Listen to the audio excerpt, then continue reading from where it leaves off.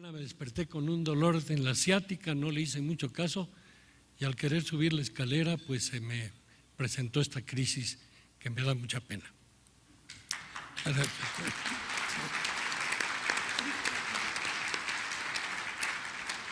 Gracias. El tema que me han pedido fue la visión del empresario en la vivencia de la responsabilidad social corporativa. Antes de entrar propiamente al tema, bueno, en primer lugar les digo, voy a tratar de ser breve porque pues los discursos ahí son largos y son cansados. Primero les voy a mencionar una anécdota porque creo que viene al caso en este momento.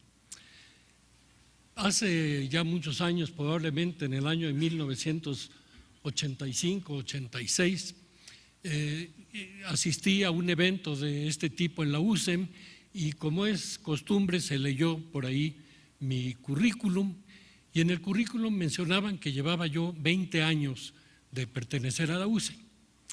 Al terminar la reunión se me arrimó por ahí un compañero, quizá no con muy buena voluntad, y me dijo, oye, escuché por ahí que llevas 20 años en la USEM. Dije, pues sí.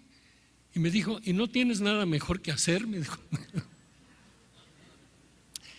Y le contesté con un rotundo no. Estamos hoy en el año de 2015, o sea que han pasado otros casi 30 años más y aquí seguimos en la USEM.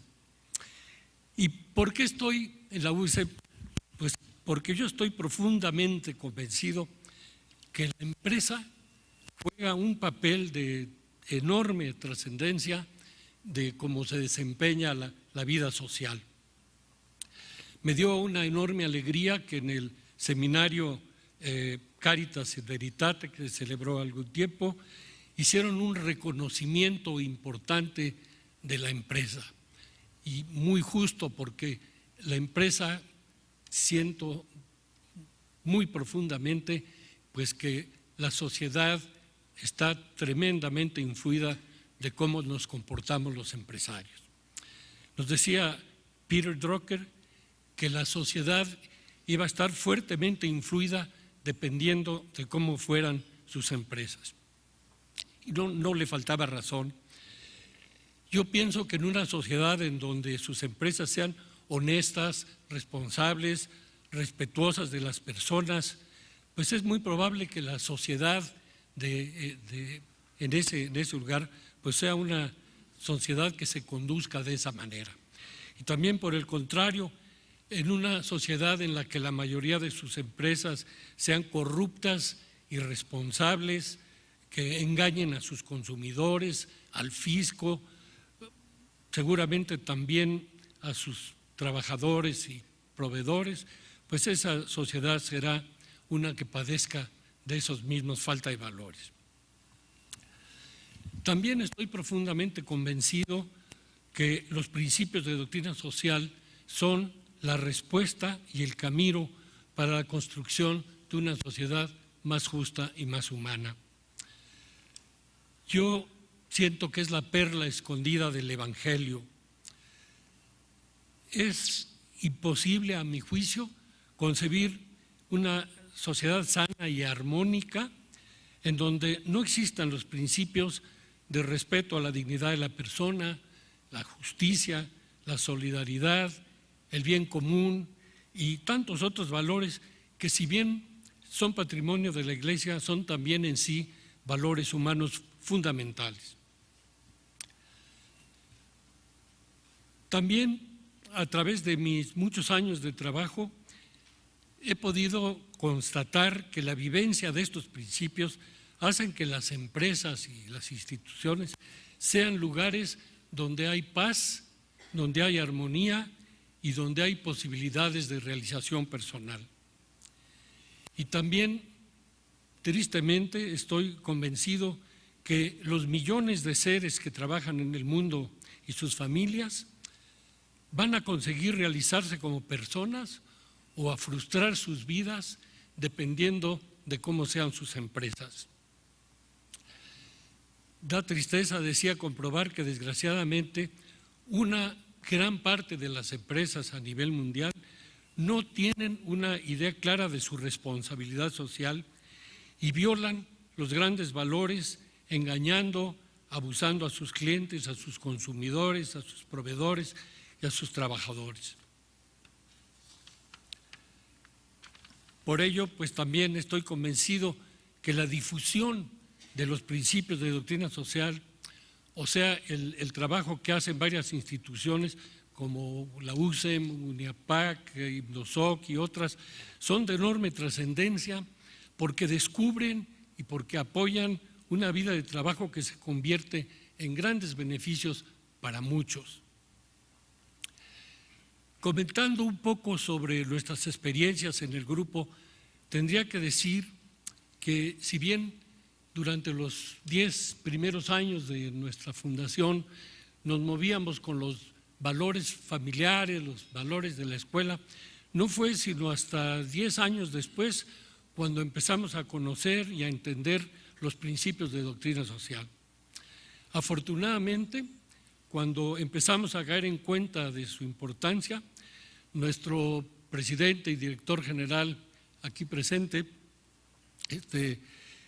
decidió reorganizarse de manera que él pudiera tener el tiempo y la calma para tratar de plasmar en lo que podríamos llamar una filosofía de la empresa e irla plasmando e irla implementando. En esa oportunidad se fueron escribiendo normas, objetivos y ideas inspiradas en estos principios. Yo diría que como fruto principal nació un objetivo fundamental que enunciamos: hacer una empresa altamente productiva y plenamente humana. Y de ahí se fueron desprendiendo ideas y principios que vendrían a normar nuestra manera de vivir. Sería muy largo enumerarlas todas, pero algunas que me parecen fundamentales son las siguientes. Empezamos diciendo que la empresa somos todos. Tradicionalmente, en las empresas se habla de la empresa, el sindicato, se habla de los directivos y los trabajadores. Y ahí se hizo un gran esfuerzo para que en la empresa nuestra los trabajadores se sintieran verdaderamente parte de la empresa. Y creo que esto dio sus frutos porque años después, en las revisiones de contratos multitudinarias, donde los trabajadores pues podían hacer sus peticiones y demás, no se hablaba de la empresa y el secretario y el sindicato, sino se hablaba de nuestra empresa. Y esto pues nos indica que se fue transmitiendo toda esta inquietud. Dijimos también que algo que a mí me parece que fue fundamental, que la empresa iba a hacer lo que fueran sus gentes y que sus gentes iban a hacer lo que fueran sus jefes. De esta idea tan importante surgieron muchas cosas. Nos dimos cuenta de la importancia que tiene el jefe, la persona que tiene autoridad en cualquier nivel, y por lo tanto comenzamos a hacer pues trabajo muy profundo de selección, muy cuidadoso de selección de las personas que podrían ser jefes. Se trataron de establecer algunas cualidades fundamentales para aceptarlos. Se hablaba de integridad, inteligencia, capacidad de relacionarse bien con los demás, ser trabajador. Después descubrimos que también era importante cierto liderazgo y también después descubrimos que era importante que tuvieran una conciencia clara de su responsabilidad económica, ¿verdad? Que no fueran gentes funcionalistas, sino que todas sus decisiones pues, se tomaran en cuenta en función de la rentabilidad. Para todo ello se crearon cursos, seminarios, curso de jefe que dura varios días, un seminario que es casi un cursillo que dura también varios días, y todo hace que el personal de jefatura pues sienta, viva, transmita estas inquietudes que la alta dirección buscaba. Dijimos también que la empresa no cedía a los chantajes ni a las mordidas.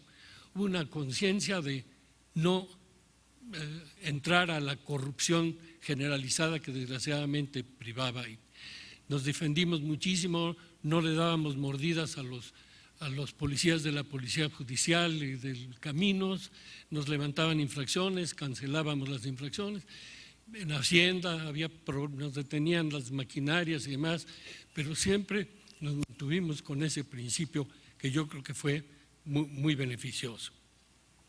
Dijimos también que el trabajo era lo único que dignifica al hombre y los jefes deberíamos poner el ejemplo.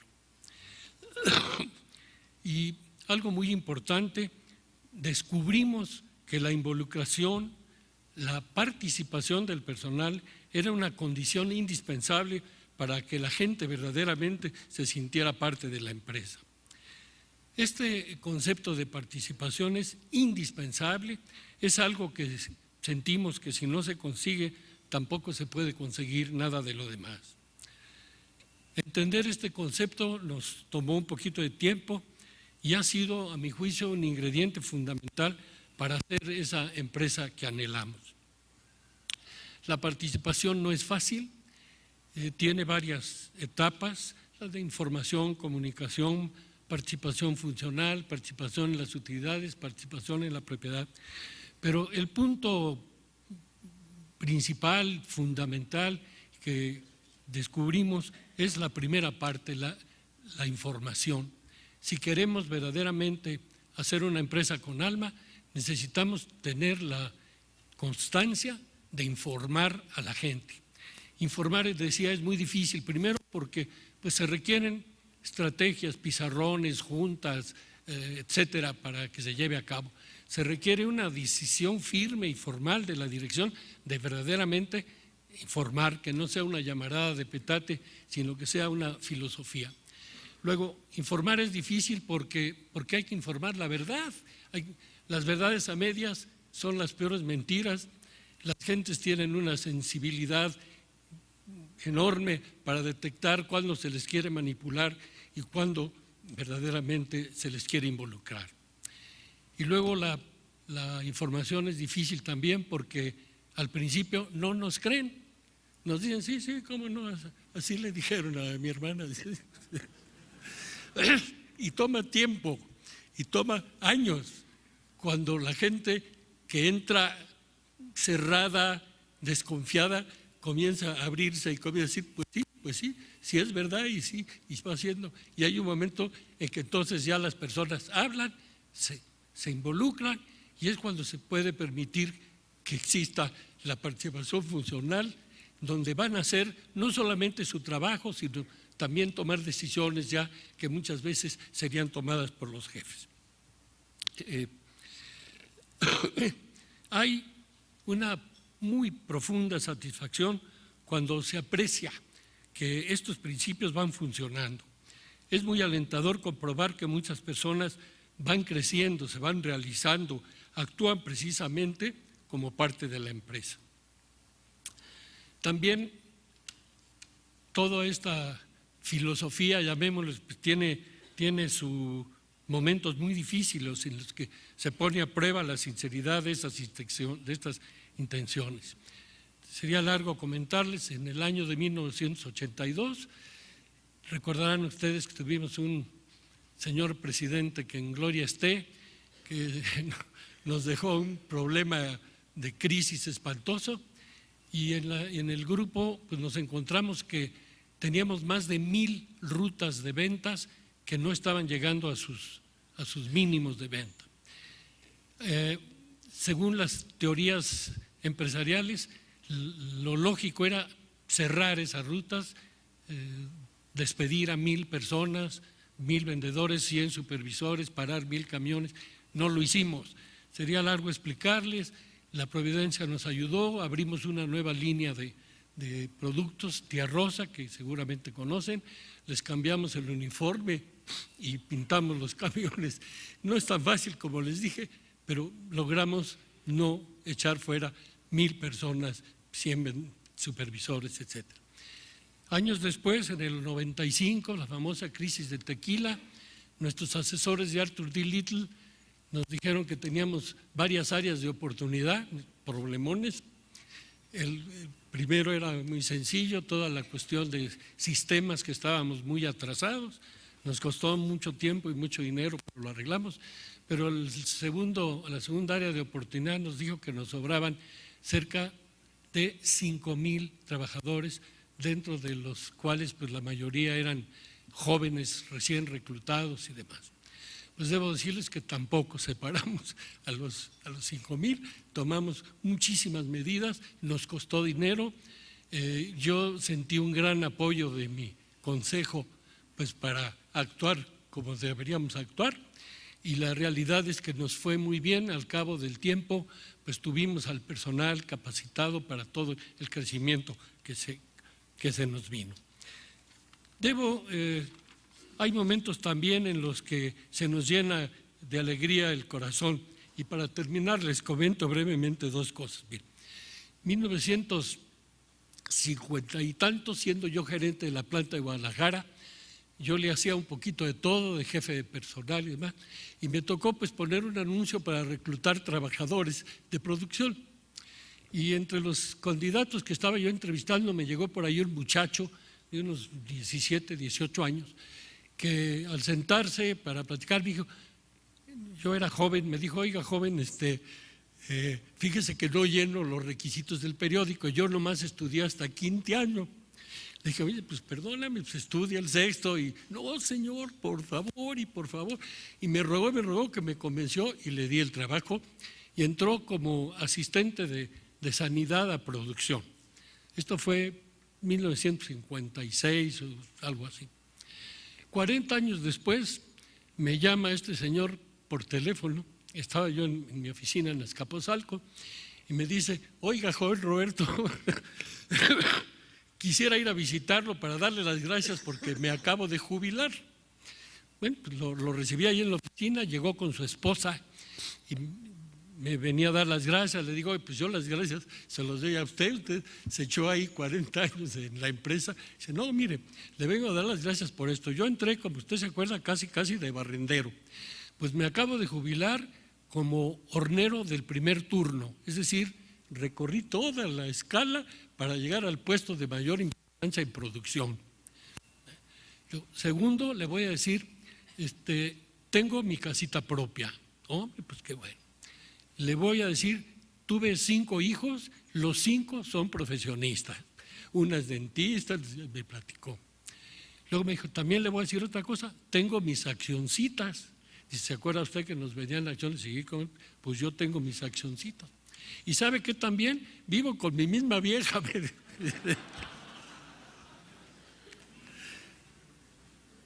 Parece un chiste, pero a mí me llegó muy, muy profundamente. ¿Por qué me dijo lo de su esposa? Pues yo creo que él sintió en el ambiente de la empresa o algo, pues que le hacía comportarse pues como se tenía que comportar. Por curiosidad, cuando ya se fue mi amigo, nos abrazamos muy calurosamente. Le pregunté ahí al contralor, pues, ¿cuánto valdrían las acciones de este joven? Y en ese tiempo, hace ya algunos años, valían más de $300,000, lo cual pues, habla muy bien de él y de su empresa.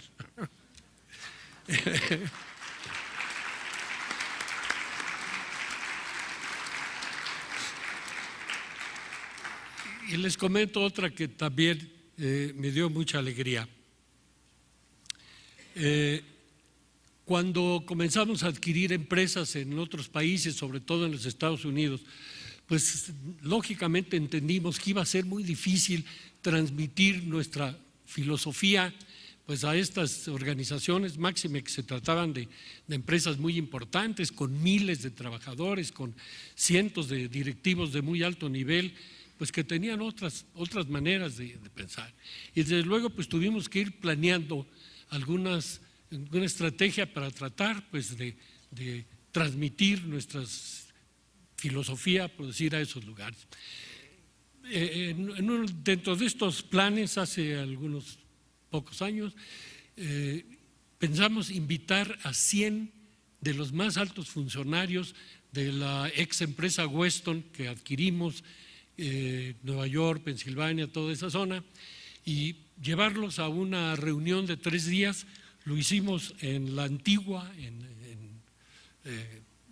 Guatemala, y fue una reunión muy interesante, con muchas conferencias, con muchas pláticas, con tequila, con mariachis, con todo, y fue una reunión en la que fueron 100 funcionarios con sus esposas y aproximadamente otros 100 funcionarios nuestros con nuestras esposas. Al terminar la reunión, en la cena de despedida, pues estaba yo despidiendo y vino una señora, esposa de uno de los altos funcionarios, y me dijo: don Roberto, ¿may I give you a kiss? Pues claro que sí, señora, pero ¿por qué? Me dice: mire, esta es la primera vez en que yo entiendo lo que hace mi marido. Esta es la primera vez que me toman en cuenta, es la primera vez que participo. Dice: y mi esposo y yo hemos estado platicando y esta es la primera vez que sabemos que esta es la empresa, la última en la que vamos a trabajar. Todo esto pues indica que nuestras ideas, estas ideas de doctrina social cristiana, pues tienen su valor. Les podría comentar varias anécdotas más, pero por razones de tiempo ahí la dejamos. Muchas gracias.